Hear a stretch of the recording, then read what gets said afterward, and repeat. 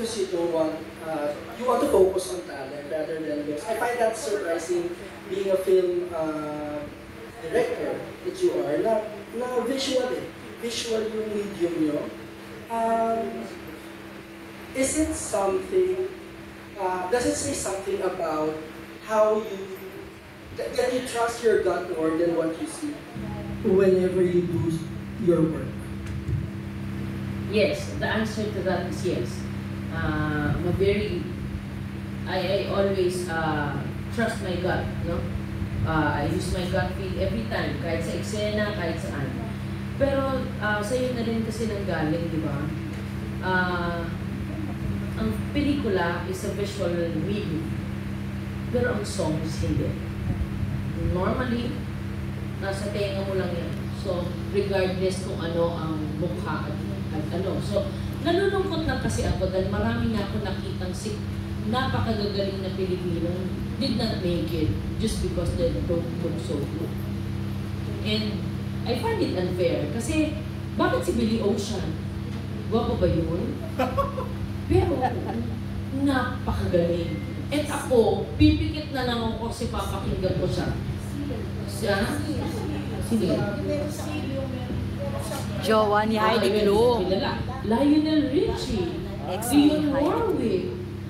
Pero wala eh. Music ka eh. Dapat tinatanggal yung mukha kasi magaling ka naman, di ba? Kaya na ngayon, uso na po ang performing singers. Like the K-Pops and the first, the Backstreet Boys, Menudo, oh my God, I was a fan. Na nagmamatter na ang itsura. Eh ako naman, pagdating sa itsura, meron namang siyensya. Pero yung pampaganda ng boses, wala.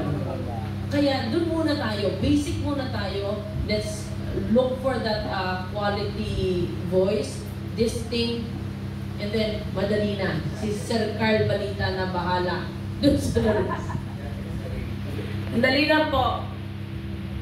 Dati na po yan, parang blessing na pinagtagpo kami ni Sir Carl Balita, no? It was just a random meeting about something else.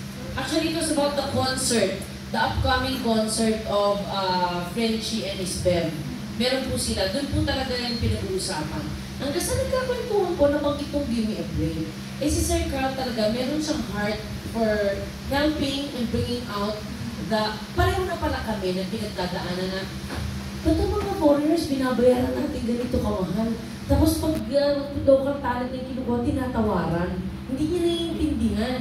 Kasi, sobrang lapit po sa kanya sila Frenchie at naniniwala siya sa galing. Eh nagkakasabi namin, Sir, ganyan din kami. Tapos ganito, ganyan. Ha, talaga? Ano ba yan? Pinakwento niya sa amin. Tapos, game. Right at that moment, kaya lang sir, wala kaming, ang problema namin pa price. Bigyan yan, hanapan ng sponsor. Sure, ang bilis ni Sir Carl. Ako, I was so blessed kasi we're not after that, no? The money. In fact, sabi ko nga sana mga contestants, ayokong lakihan. Kasi I don't want them to join for the money. I want them to join for the bigger cause that we want, no? But then again, siyempre, kailangan naman na lang, so, happy ako nagbigay si Sir Carl. Maraming sponsors na tumutulong ngayon pa lang. Papasalamat na ako. Pina-fly in po natin ngayon ang mga contestants kasi meron galing Zamboanga, Sulu, ganyan po. Nakahanap ng sponsor si Sir Carl at ang kanyang team para i-house din. Pinapunta rito for free. In-house nila dito in a hotel. And ibabalik po uli yan. And then babalik uli for grand finals.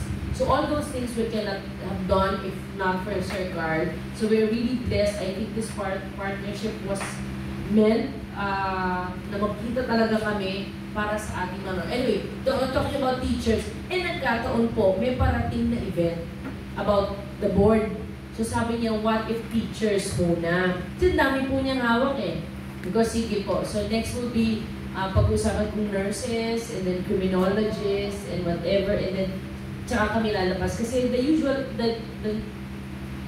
old plan, previous plan po of Nickel was parang wish bus.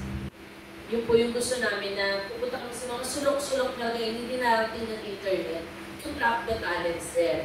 But then, nagka-problema kami sa budget. So, si Sir Carl ang aming savior. So, hopefully, in the future, magawa namin yun. Makapagsulok-sulok ng mga walang internet doon, maghanap ng talento. This is the second season. Yes. Opo. Thank you po. Sir, so ano pong ngayon participation ni Sir sa event niyo, Sir? Yeah, to inspire our aspiring teachers na may hope ang Philippine education system in spite of the bad news that you're hearing around. At masaya kami na napakinggan namin yung mga plano at yung mga initiatives. Well, ako, thank you kay Carl for inviting me and also for guiding. So, guide siya nitong mga future teachers natin. At kailangan nila ng guide not only sa review but also when they enter the workforce. So ano po yung mga naging advice nyo kay Sir Carl? Well, ako ay maraming ideas si Carl dahil nasa field siya. So may mga pinag-usapan kami on how to improve the system of the teacher education institution. Ano pa yung pwede natin gawin para makilungan ng mga eskwelahan. So ito mga bagay na we're collaborating to help each other and also to help the system.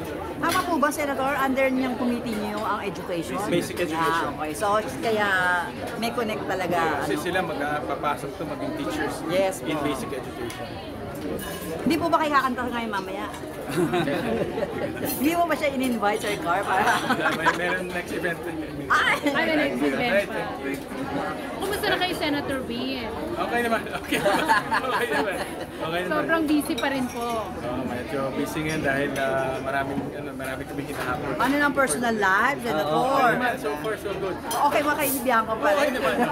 Hindi ba kayo, Okay. nagkagulo daw kayo nun na? Wala. Ano lang yan. Naayos. Marites, mga marites.